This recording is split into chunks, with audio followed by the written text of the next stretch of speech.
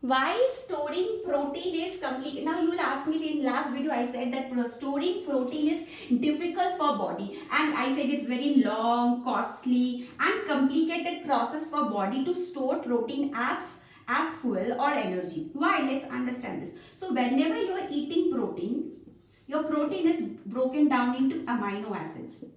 Okay. So amino acids will enter your bloodstream. Amino acids will enter your bloodstream. When amino acids are entered in bloodstream, the nitrogen part, the amino acids, in the amino acid thing, the nitrogen part gets eliminated through urine. Nitrogen part gets eliminated through urine. So what remains is the carbon skeleton. The carbon skeleton. The carbon skeleton. This carbon skeleton gets converted to glucose. Only this carbon, the nitrogen part gets eliminated through urine in your body. The remaining part, that is the carbon skeleton, gets converted to glucose through gluconeogenesis. And even if you are not using this glucose as energy, then this glucose is converted to fatty acids through a process called de novo lipogenesis. So this process, so whenever you are eating protein, first it is converted into amino acids. This amino acids enter your bloodstream.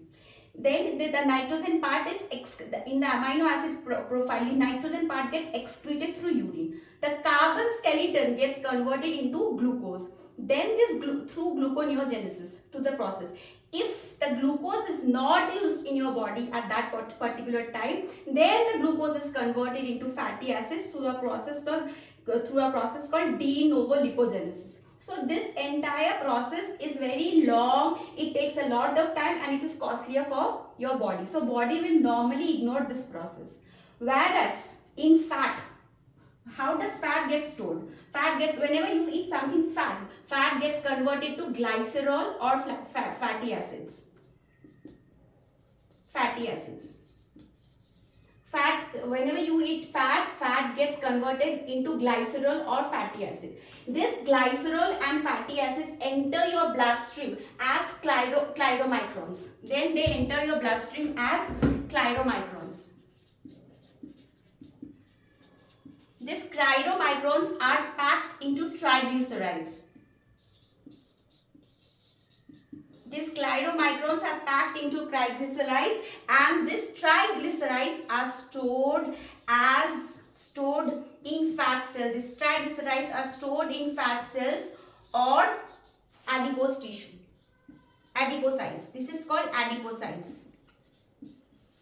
So this process for body is comparatively simple and easier. Very, very simple and easier. So whenever you, first of all, fat we tend to overeat, and fat has more calories. So body prefers it to use it as energy for future use.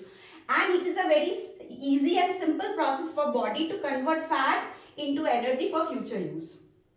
But and if you are not using it, it will be stored as fat cells in your body, in your adipose tissues. But converting protein into fatty acids is a complicated, long process which body tends to avoid and tends to avoid it. Instead, protein is meant to be used for building purpose in your body, building of muscle, repair of muscle, cells, tissues. It is used for building enzymes. It is used for building hormones.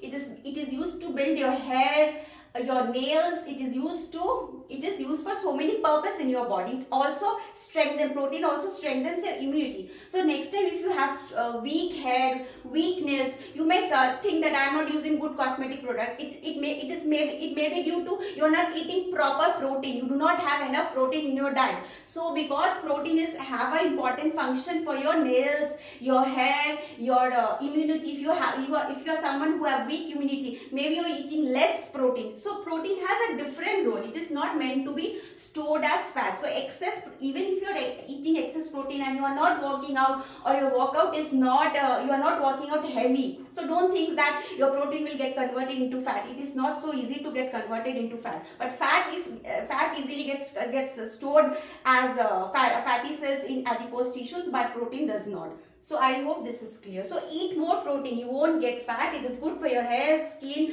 building strong immunity, for your hormonal balance, for your muscles. Just not just a lot of people think protein only helps in muscle growth. Just not muscles. It helps for enzyme, immunity. It helps in your skin, hair, and everything. I hope this is clear.